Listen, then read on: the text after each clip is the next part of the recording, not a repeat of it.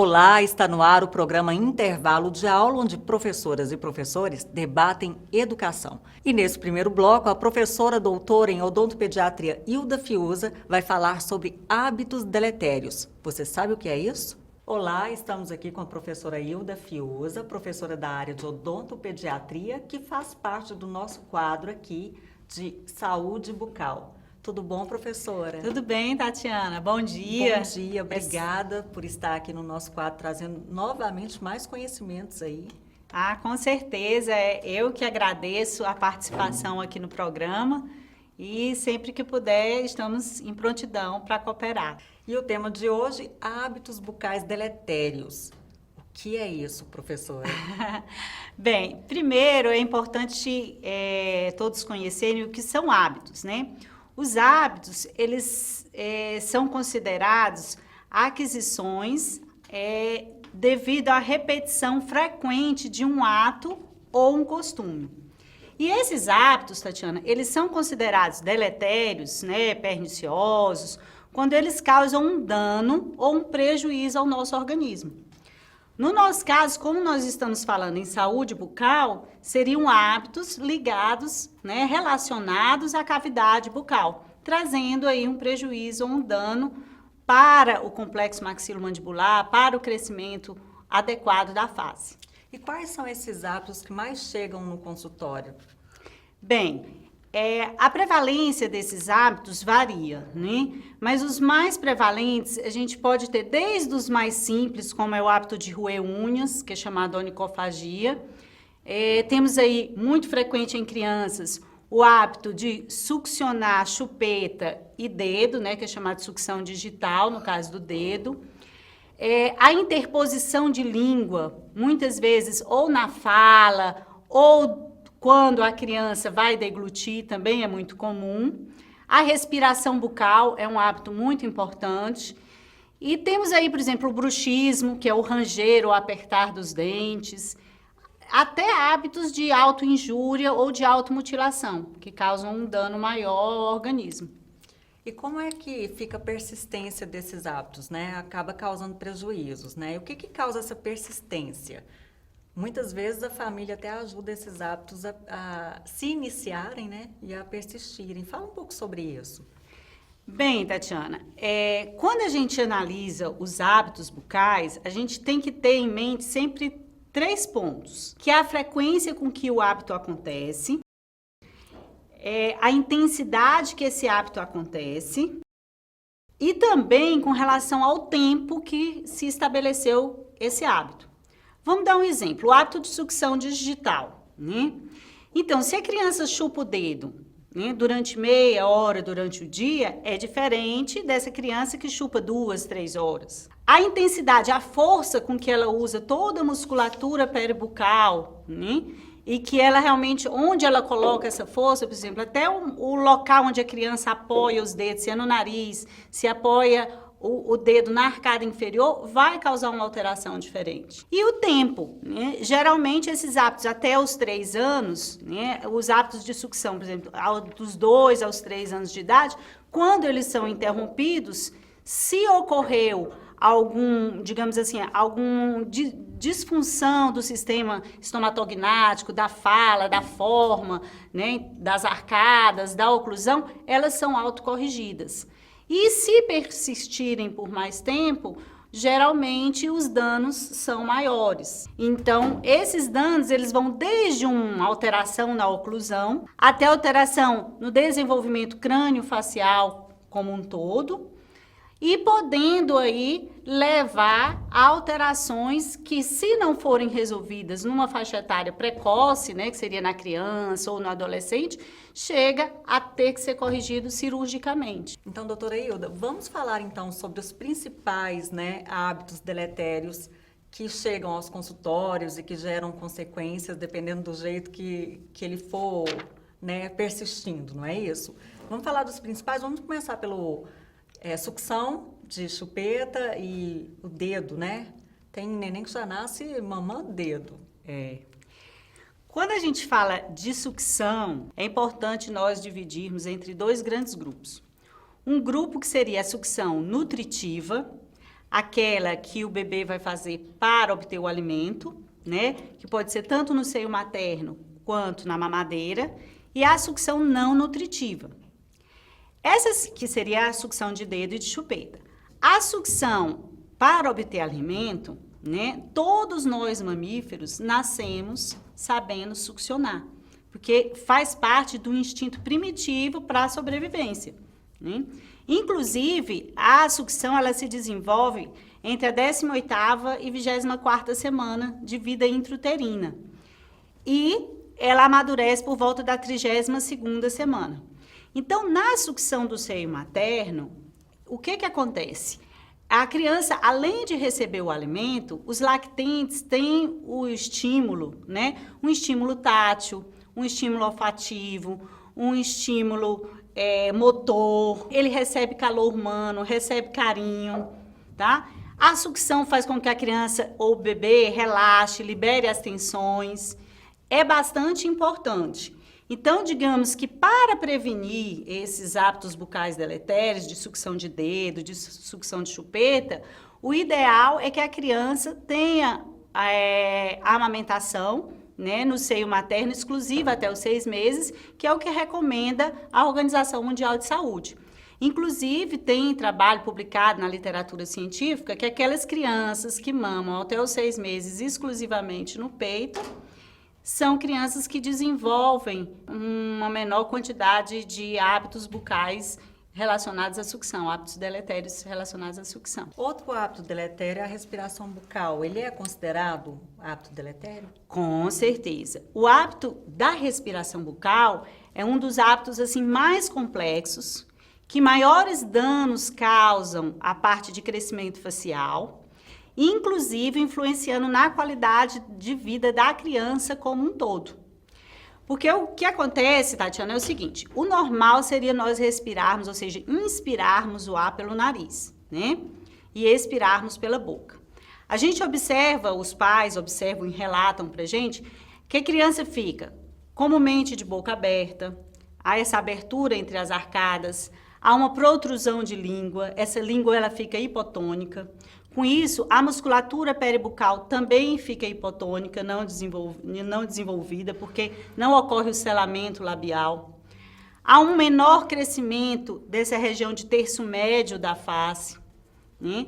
A criança não respira adequadamente, ela não tem um sono adequado, então a mãe relata que essa criança tem um sono agitado, muitas vezes tem uma salivação excessiva, às vezes até baba no travesseiro.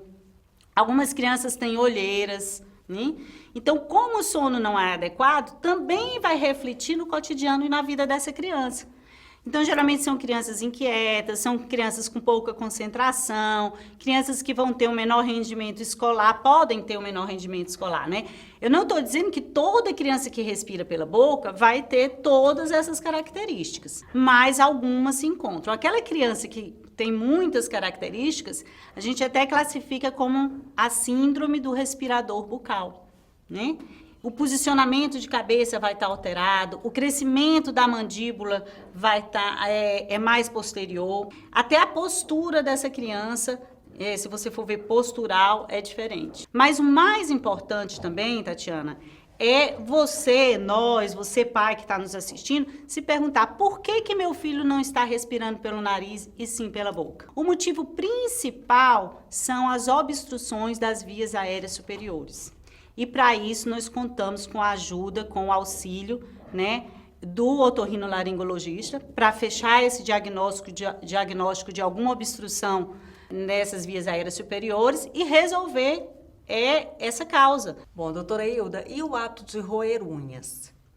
Bem, Tatiana, o hábito de roer unhas, que também é chamado onicofagia, ele é bastante comum na infância, né? A prevalência dele ocorre geralmente a partir dos 4 anos de idade, entre os 0 e 3 anos nós não observamos, né, porque são mais os de sucção.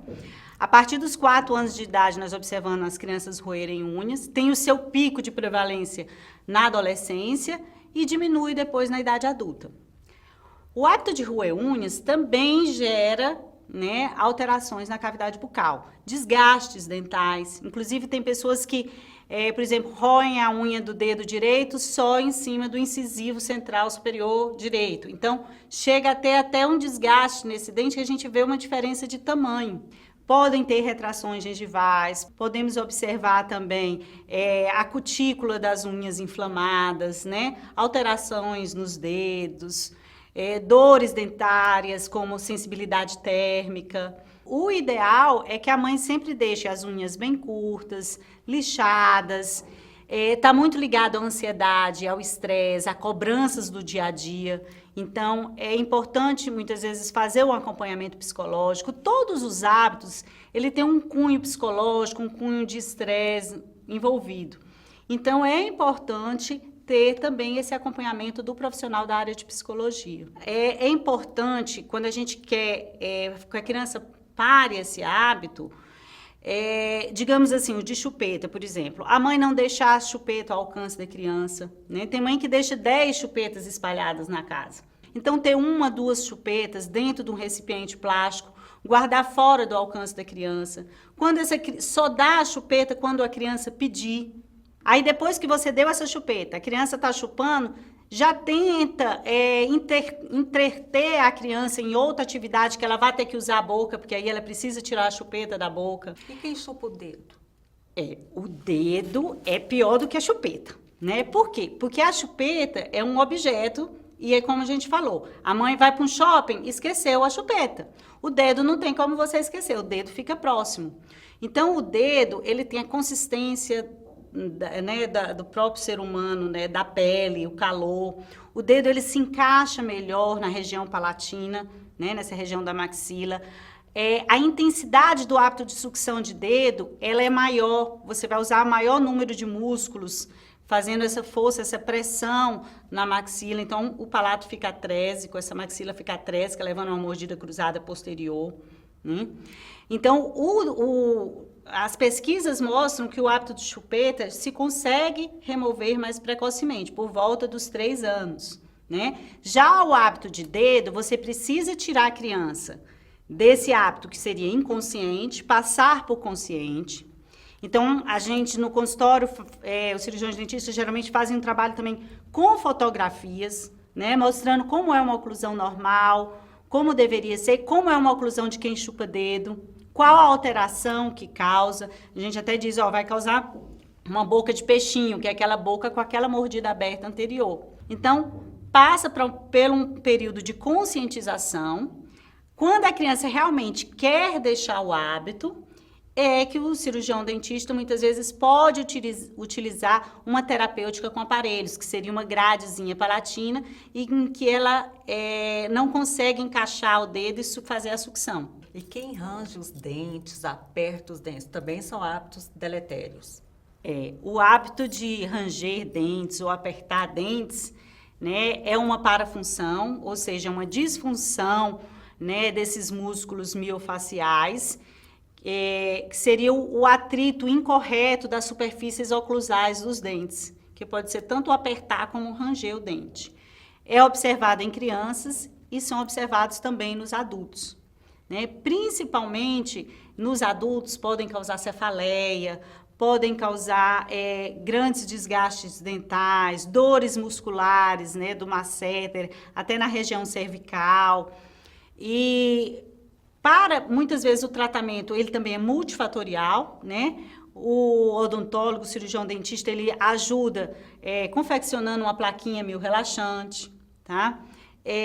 Trabalhando aí a musculatura. Muitas vezes hoje nós temos como novidade a utilização do Botox, né, da toxina botulínica, que ela vai diminuir a contração do masseter para que esse atrito seja menor.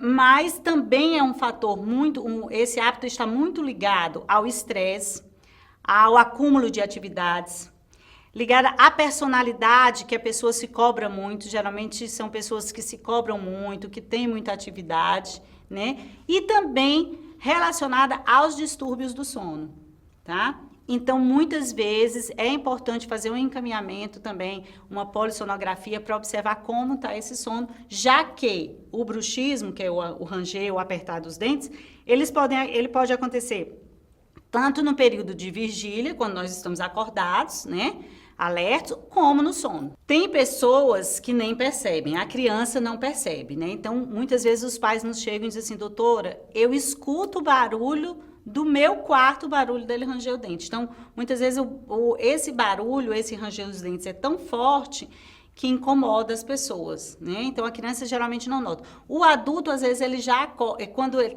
fica consciente do hábito, ele muitas vezes pode chegar a despertar, a acordar, porque está apertando os dentes. E para finalizar, quais são as dicas que você passaria para os pais que estão nos assistindo, os professores, né, na sala de aula que fica com os filhos mesmo, vendo, né, os hábitos durante uma tarde inteira ou uma manhã inteira aí, para esses pais, esses professores que veem as crianças com esses hábitos?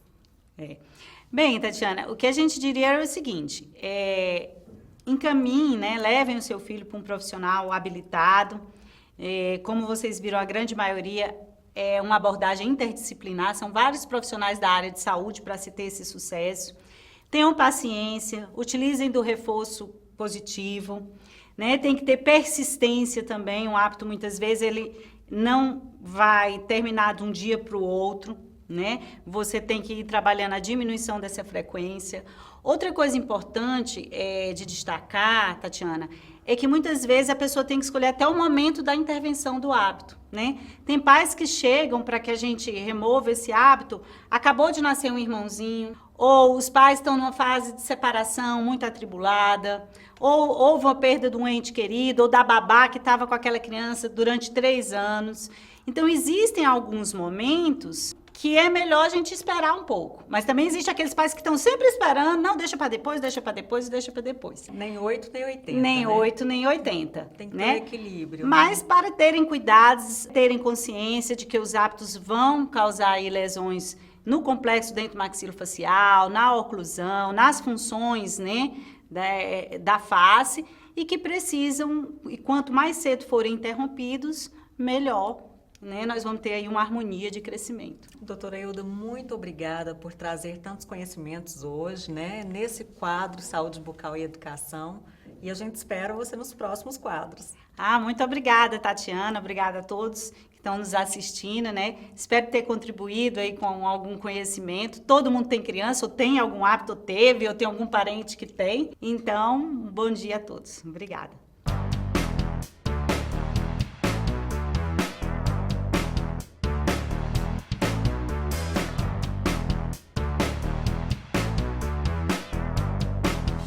Oferecimento Faculdade Araguaia. Escolha um dos cursos de licenciatura da Faculdade Araguaia, Pedagogia, Educação Física ou Ciências Biológicas e atue na arte de educar.